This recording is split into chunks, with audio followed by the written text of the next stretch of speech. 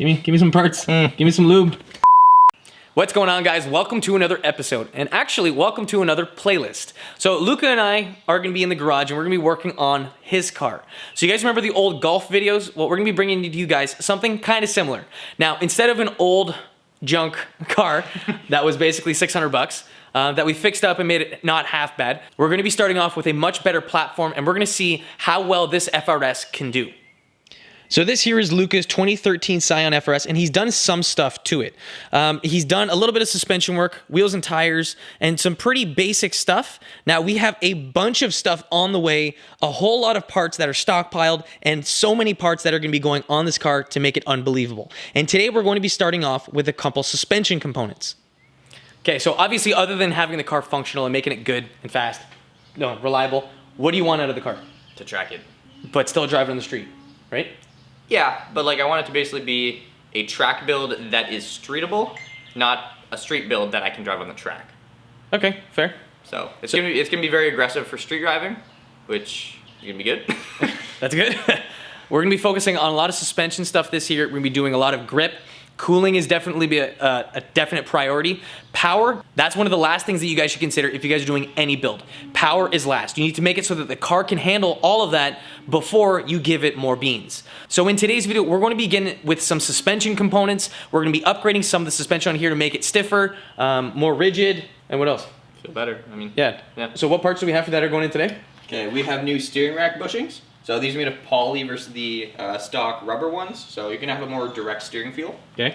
Then afterwards we have a transmission mount. So this is gonna replace the undersized tranny mount that's stock in our cars.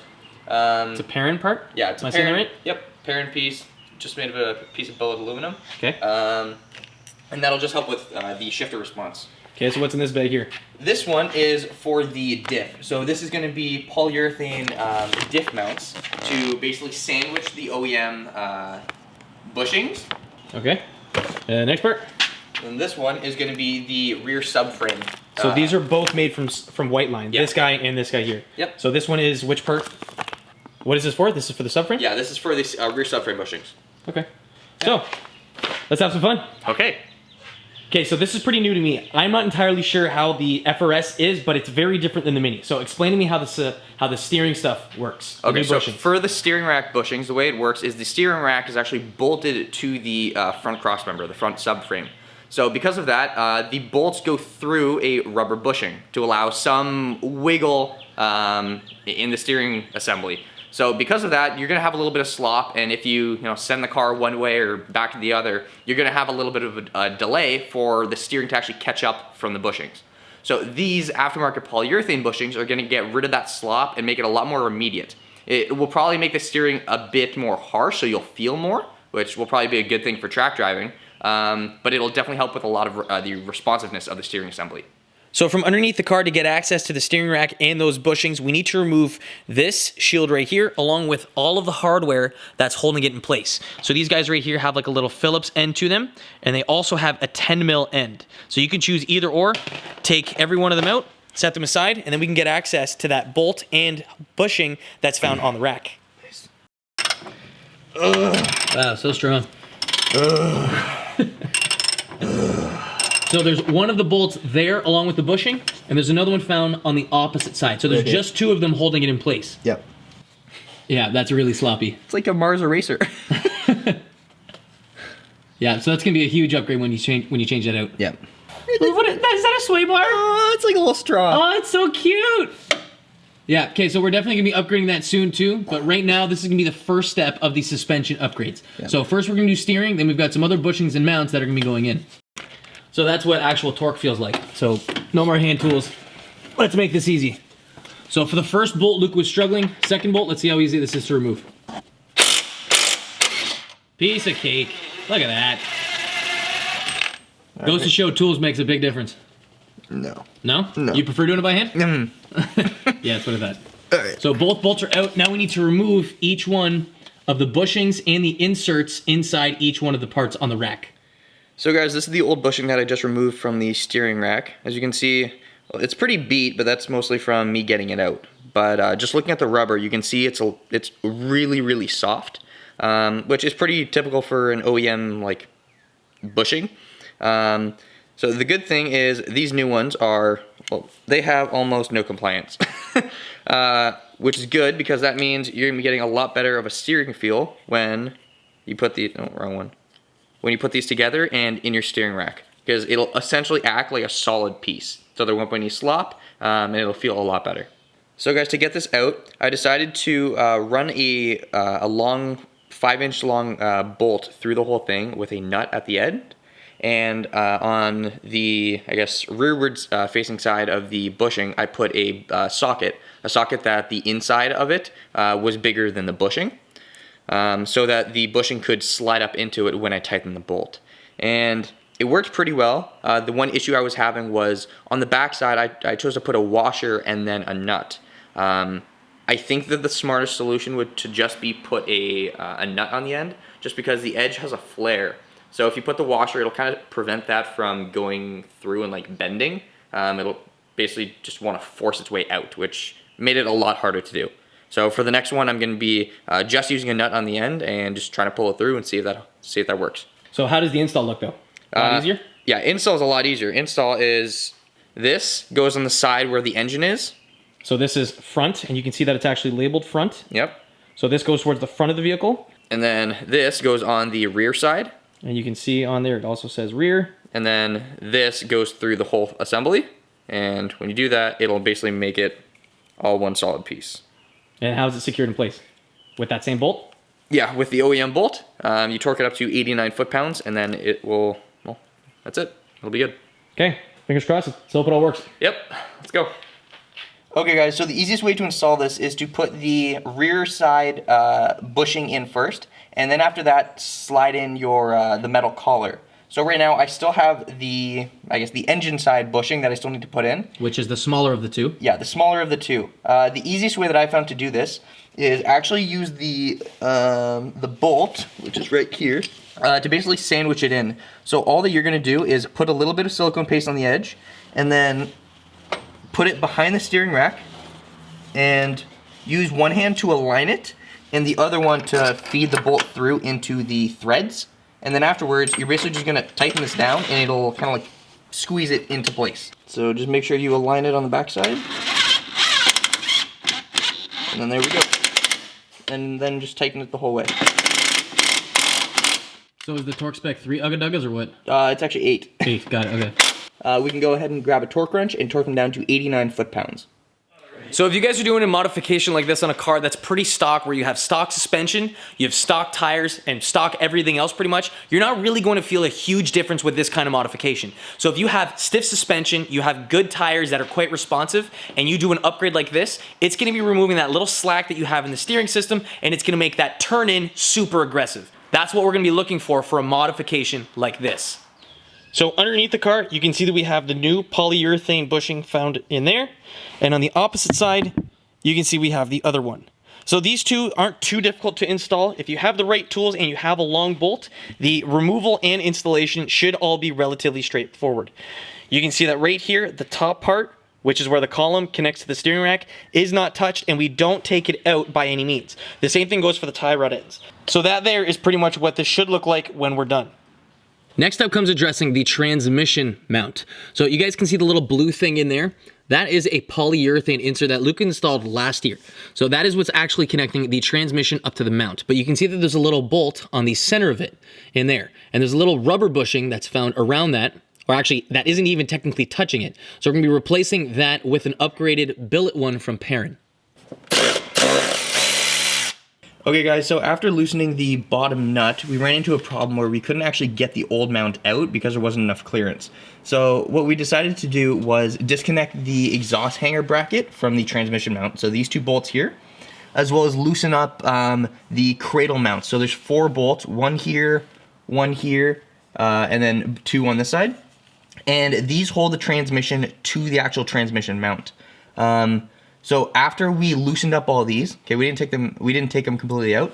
We put a jack underneath the transmission and jacked it up maybe an inch or so. And with that, like that, we're able to get enough clearance to pop out the old, gross looking mount. And now we can put in the new Perrin billet one. So what's the difference between that one and the new one that we're putting in? So the biggest difference is the size. So if you actually look at like the width of them, the thickness and everything about it, the Perrin one is actually bigger in dimensions than the stock one. So this stock one actually has like about a 1/4 inch of empty space basically before it actually touches the bushing. So this can move a 1/4 inch before your bushing does anything. So like this, the thick cylindrical part of the mount, correct? No, the actual rectangular part. Oh. Yeah, that's why if you look there, the Perrin one, well, completely covers it.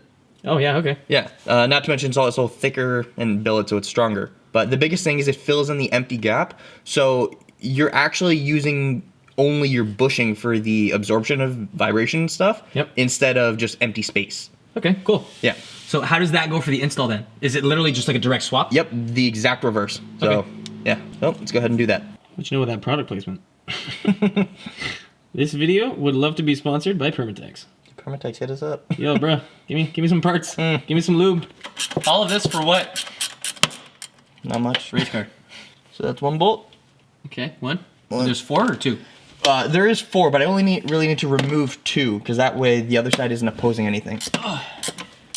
So guys, now we can put in the Perrin mount through the top, and it should fit in. Perfect. Now we can get our bolt threaded up through the bottom. And do you know the torque spec for this one? At least 4 Agadugas. At least 4. Yep. And then just torque that up and this is done? Yep, tighten that up, put the 4 bolts back in and lower the trainee, and then you're done with this. So with the front of the vehicle now all sorted, it's time to move to the back. Now we're going to begin with changing out the differential bushings. So the 2 bushings that you see back here, the polyurethane inserts that have these aluminum collars, these are for the rear 2. So we're going to get started with those in a second, but we're going to first address the fronts. So to change these out, this here is the bottom one. This is the bottom part of the bushing, and then this one here is the upper one. To install both of these on the car, we need to remove the bolt that's found on the vehicle, both of the fronts to drop it down, and that's gonna give us enough room to install this up top, install this on the bottom, bolt it all back together, and then that's the front. The rears are a little bit easier, but we'll get to that in a second. So let's get started with installing these guys here first. Oh, that's heavy. So guys, with the supplied grease, I'm going to be applying some on the flat surface on the rim as well as on the inside, just to help it go in smoother and release some binding. So that's for the both fronts, correct? Yes, yeah, the bottom of both fronts. This literally looks like, what's it called? Axle seal grease. We're going to be taking this piece and laying it on top of the bushing, and then grabbing the piece that we just lubed up and aligning the 2 notches in there with the 2 extrusions of the OEM bushing. And then once they're aligned, you should be able to just push it up like so. Perfect. And then you can put in the OEM bolt back up. Do it up just enough so you can take out the pressure from the other one and still have room to access the top. Because we're putting in a polyurethane mount, there's going to be higher levels of NVH, so noise, vibration, and harshness. So to help manage the bolts and stop them from ever backing out, we're going to put a little bit of blue thread locker. Now we can go ahead and install the bolt. Alright, so we're going to leave it just with a little bit of pressure on it so we can undo this bolt and have enough room to slip in the top bushing on the side. When you guys install the upper mount for the bushing, be sure to remove this steel plate and stretch that bushing around a divot inside or at the top of the bushing. If you look from the side, you'll see that there's a little empty cavity where that polyurethane piece will actually go in to basically solidify. And then this piece goes over top of everything. So just be sure to do that. Don't just put this on top. Don't forget to torque these 2 bolts to 70 foot-pounds. Okay, relax. Alright, so that concludes the front 2 bolts. Now we have to work on the back 3. So as you can see, the passenger side bushing has 1 bolt in the center, and the driver's side has 2 bolts, one on top of each other. The way these work is, this is the passenger side bushing with an aluminum insert. Alright, so the way this works is these get fitted into these slots to fill the gaps of the bushing to essentially make it a lot more like a solid bushing. And then the aluminum insert that goes into this allows that bolt to be distributed across this whole area. The same thing happens with the other side. However, there's 2 bolts, and it doesn't get inserted into anything. It just goes over top, and then from there, you sandwich it in. Wow, you're so strong. Following that, you're going to be taking some of this black cheese and putting it on the protrusions of these bushings, as well as that flat... The recessed area? Yeah, the recessed area in the back there, just so it's not going to be grabbing on anything when you install it. So if I wanted to purchase this black cheese, where would I get it? Like hardware store, grocery store? You know what, like a good old Rona might have it. Rona has cheese, black cheese. Yeah. Okay. Now, does it have to be black because this bushing's black? Yes. So if I had a red bushing, I need red cheese. Well, yeah, then it wouldn't work. Okay. Yeah. So it'd prematurely wear out at that point? Yeah. Got it. I've even heard that sometimes it'll spontaneously catch fire. No, that's what happens when you have a Mini. Rip. Rip. Now, when you put that aluminum piece on and the bolt, will it not pull it in? Yes, it will. I want it to get at least somewhat settled, so not all the force is on the bolt. I can put that aluminum piece in, and then you can grab your bolt. With some Loctite on the bolt, we can go ahead and install these and torque each one up to 46 foot-pounds.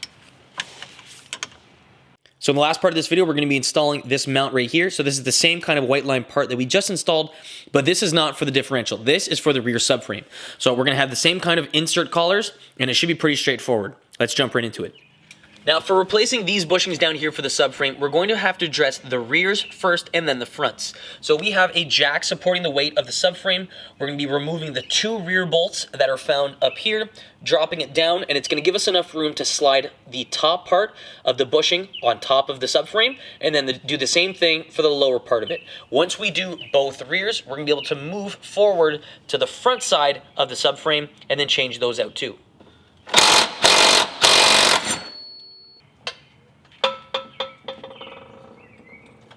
So for these bushings, there's specific ones that go in specific locations on the car. The ones that have the code 67722, there's 2 of them. These 2 will go on the upper rear subframe mounts, so the ones more towards the rear of your car and the upper portion of them. The other 2 that are labeled 67724, these are going to be the upper for the fronts. They're just slightly different because the front ones have a little groove in them for the bolt, where the rears don't. And then the bottom side has the exact same bushing for every single one. Be sure to put a little bit of grease inside the groove so nothing binds.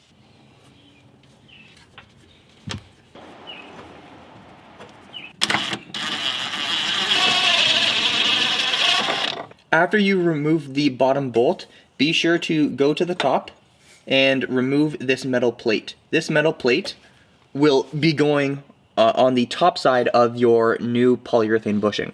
Be sure to align the protrusion with the indent on the mount, and then you can place them in.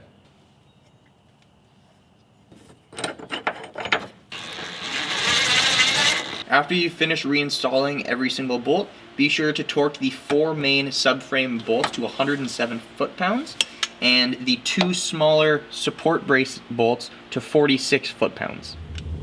Who's got more rolls? Yo, I'm so cute on camera. Okay, guys, so we are, this is 2 days later. Luke has driven the car a little bit. So we did the bushings up front, transmission thing, and the white line insert diff and transmission bushings. Lucas said that it was a huge difference handling-wise. So he already has reinforced tires on the car right now. So it is a very direct feeling out of that setup. Lucas said that this is the biggest difference that he noticed after he put all these mods in the car. So he said steering rack bushings are a definite must. And those were the cheapest, right? Yeah. The ones that I got were from... The red ones, right? Yeah, the red ones. I think it's Energy, but... Energy. Whatever the company is. Yeah. Yeah. Well worth it. Well worth it. Okay. Yeah. Okay, so we're gonna go for a spin, see if we can actually feel any difference.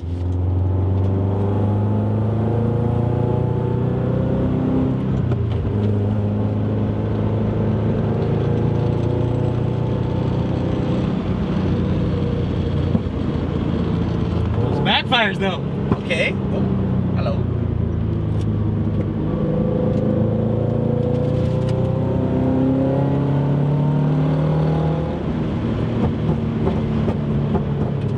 So on the straights, there's not really that much of a difference. It's when you turn, that's where you get to notice that difference in, let's call it less lag. So it's more responsive. Going over bumps is a little bit firmer. The transmission mount is a little stiffer, like you get to hear the transmission a little more, especially with Luca's already 90 durometer transmission mount. So you know, do you guys remember that little blue piece that's in the tranny? So that is aftermarket, and this is just an extra add-on to make it even stiffer.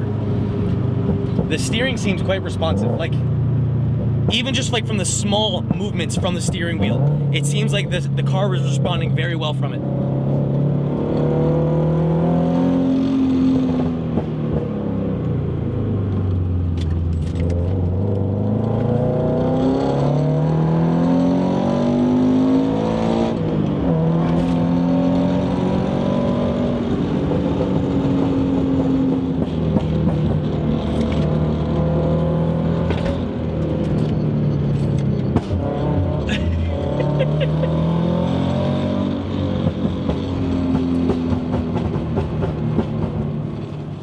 Okay, so I know that you put, what, like 200 kilometers on this already? Yeah, 150. Is that realistic? Is that what you did? Yeah. So what do you think so far? I really like it. It didn't really sacrifice any daily driving aspect of it. It's not really that much harsher or anything. It just feels quicker to react to your inputs. I wonder how this would be on a stock car, because right now Luca's got lowering springs and stiff 18-inch wheels and aggressive sidewalls on his tires. Yeah. But still, apart from lowering springs, my suspension right now is stock. Right now. Hint. So this is basically the part one of the suspension mods for Luca's car. The reason why we haven't touched anything else like adjustable control arms or coilovers is because we have stuff in the garage, but we're waiting on one thing. So as soon as that one part comes in, it's fun time. And Luca's gonna have basically full suspension. Yeah, everything. Don't say what we're doing, but well, I kind of already did, but is there anything that we're not touching? Yeah, 2 pieces. What? I don't know. No, real talk, I'm curious. The front lower control arm. Okay. And the rear upper control arm. Can you change the bushings on those? Like, can you get poly ones? Because I know most ones are usually for rubber. the front, yeah. If I'm gonna do that, I'm just buying an SPL one. Okay. Okay. For the rear, I don't think so. I think the bushings like actually like built into the into the control arm. Okay. Yeah. Can you push them out? Like press them out and replace them with those? Maybe. Honestly, I haven't really looked into it. Because for the Z, that's what the replacement SPL ones are. You can get spherical ones that you have to press out the old stuff and push these. Yeah, I can. They have that for my fronts, but the thing is, though, they're like $300 for that, or like that's spherical. I know, but the thing is, or $8 for a fully billet aluminum one. Okay, So, that's nice. Yeah. We'll see. But we definitely have more stuff coming in. Out of all of this, would you say there's anything you wouldn't do? Like these mods or every mod I've done? out of these 4 mods, is there anything that you would like you regret doing? Would you not do something? No. No? No. See, the subframe mounts, honestly, were the biggest pain just because it was honestly just difficult to align all 4 of the bolts back up. Yeah. Okay? That's not really, like, that's just the nature of a subframe. Yeah. They have to be perfectly Especially aligned. when you're doing 2 and 2. Like, because we did fronts and then rears, yeah, you have to angle it back in. Yeah, if you drop the whole subframe even like a couple inches and then put it all back up, I bet it would have been like heaps easier, but...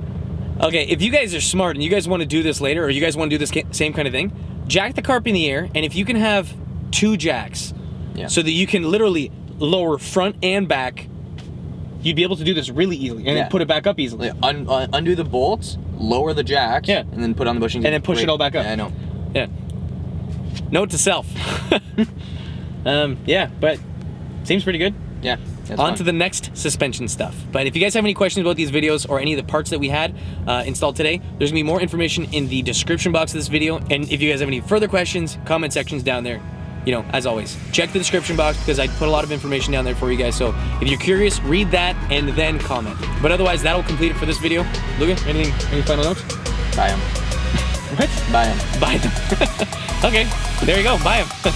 Anyways, guys, thanks for watching. We'll catch you in the next one. Peace.